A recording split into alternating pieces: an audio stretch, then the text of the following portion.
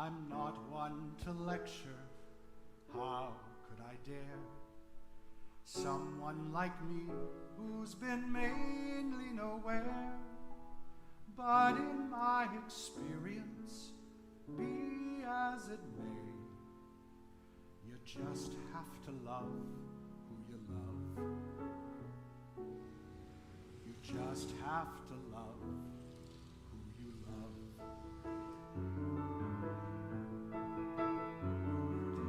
Your common sense tells you best not begin, but your fool heart cannot help plunging in, and nothing and no one can stand in your way. You just have to love your love. You just have to love who you love. People can be hard sometimes, and their words can cut so deep. Choose the one you choose, love, and don't lose a moment's sleep. Who can tell you who to want? Who can tell you what you were destined to be? Take it from me, there's no fault in loving, no cause for shame. Everyone's heart does exactly the same, and once you believe it, you'll learn how to say, I love who I love, who I love. Then just go and love who you love.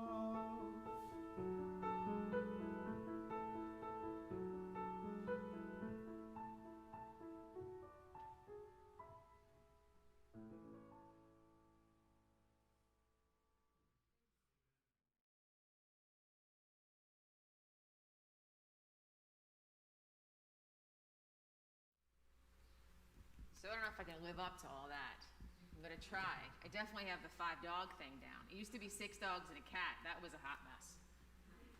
So, like Ray said, my name is Sandra Davidson, and I'm the Chief Deputy Commissioner for Suffolk DSS. And I have the gift of gab, just like Ray. So when I start talking too long, just throw things at me, and I promise you we will stop at the end of the day.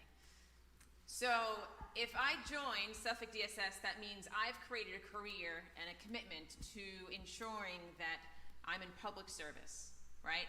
I am now part of a community to raise people up when they are at their absolute lowest. I'm going to tell you a short story of how we got here.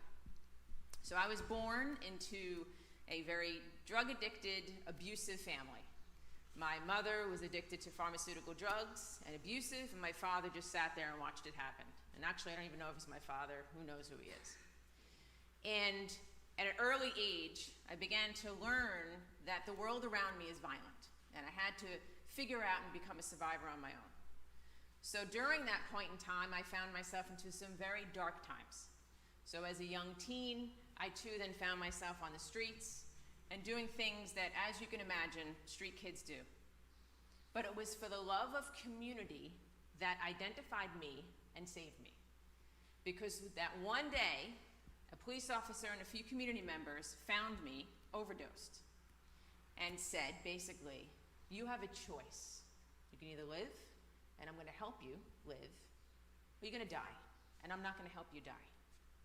So they lifted me, and they brought me to a whole bunch of resources and followed me through my journey, through sobriety, and through survival, and through independence. Then comes your next hurdle, right? Because no one knew I was gay yet, so I thought. Funny, right? So now I had to get through school. I dropped out, right? Come on, dropped out of school. They got me through school. I wasn't the smartest kid in the block. Math, man, I mean, no offense, I'm in social work. That's why I become a social worker, because you stink in math. Just, you know. But then I graduated high school. And the community came up again and said, well, what do you want to do? can't really do much, right? In what you want to do for your career, and for high school, you have to keep going. So then they introduced me to college. Whoever thought college? I honestly did not believe that I was going to see the next day. I had guns to my head. I did not believe that I deserved to see the next day. And here I am going to college, a Brooklyn kid going to college. Go to college, excel in college. What do? You end your undergrad, and they're like, keep going in debt. Just keep going. Whew. I don't understand who's going to pay for this. They just don't worry about it. Community again rallied around me and said, go, keep going, keep going. So then I went and I got my master's. Now I'm really in debt. Like, I'm still paying it off. It's, 40 years later, and I'm still paying off that master's school. But I would never look back. So again, the community rallied around me. So again, still wasn't out, so I thought. So then I get a job, and I'm in the city, and I was in the city for 26 years. And during my time in the city, I met Kathleen. At that time was Chris. So I thought. So Chris, I'm dating Chris, and how'd your weekend go? Oh, Chris and I, we went to the beach. Not Cherry Grove, to the beach. And so then I was appointed as a deputy in Queens. And she's a photographer, so she put these photos on Facebook, and I was like, oh, no, you gotta take those down. She goes, you have 24 hours. I go, to do what? She goes, to tell people, because I'm not taking them down. I don't live in the closet. I was like, oh, fantastic. So I go to work next day, and I go, hey, listen, I got a surprise for you. I'm gay. They were like, yeah, we knew that. So my coming out story really wasn't exciting. Everybody else has these amazing coming out stories, and I'm like, oh, man, that kind of was like underdeveloped. So continue to work in the city. Now I'm gay, I'm out, and people are like, oh, how's Kathleen? I'm going to Cherry Grove. Fast forward, I get headhunted, come out here to Suffolk County, and I've been out here for a year. And what I've learned is the community is different out here, right? When I first started out here, I went to work and I asked for something to eat, and they said, there's a deli down the road. Now in my brain, deli down the road means I get a Metro card, I swipe on a Metro card, I get in a Subway, and I go get something to eat, or I go right across the street. So I literally left the office, went downstairs, and forgot my car keys, everything. I was like, oh, you really meant down the road. Like, I have to actually drive to go down the road. And what that meant for me was that communities are separated by transportation out here. If you can't go anywhere, you are secluded to your own area.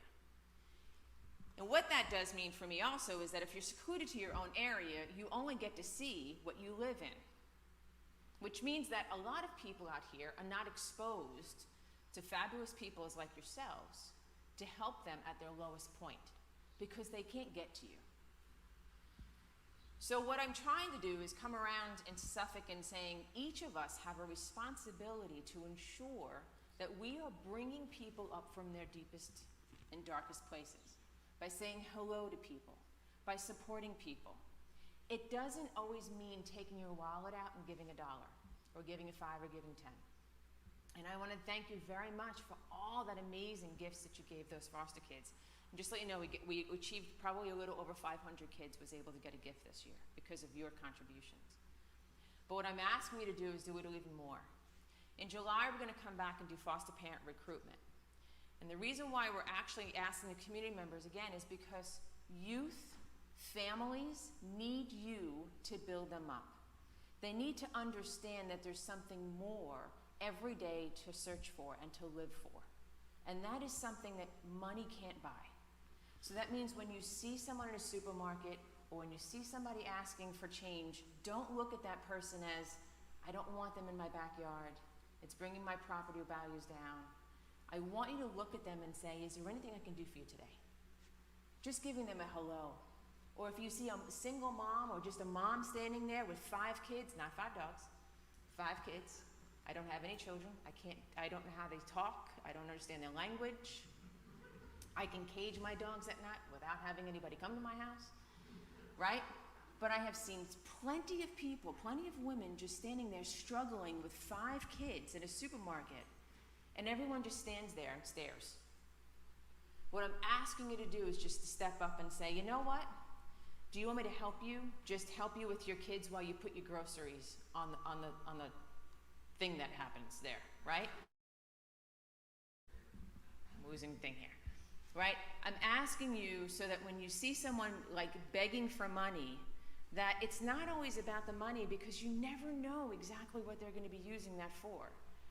Kathleen teases me all the time because I always buy food, this, that, and the other thing, and she's like, okay, but they can't come in the car. Guess what? They've come in the car. And I've taken them to where they need to go. Like little kids waiting for buses that seem to never come around here. I don't understand that concept. Like, why don't buses ever come? In the city, I used to light a cigarette and a bus would come. Out here, you can smoke a whole pack, and it never comes, right? So that means these little kids and these young adults, and I'm not saying put your life at risk, but kind of saying, you know, is there some place you need to get to? Because this bus just doesn't seem to getting anywhere.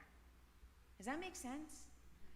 So that's what I'm coming around asking all of our members of our communities, is to really rise up, because without people like yourselves, I wouldn't be here today.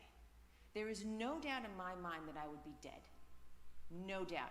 There was a grave with my name on it if, in fact, it wouldn't have been a pine box. So I implore and I ask you to please work with the people that you live with, that you see every day, and not just your next door neighbor, but wherever you visit someone. Just say, are you okay today? What can I do for you today? How's that? That's great.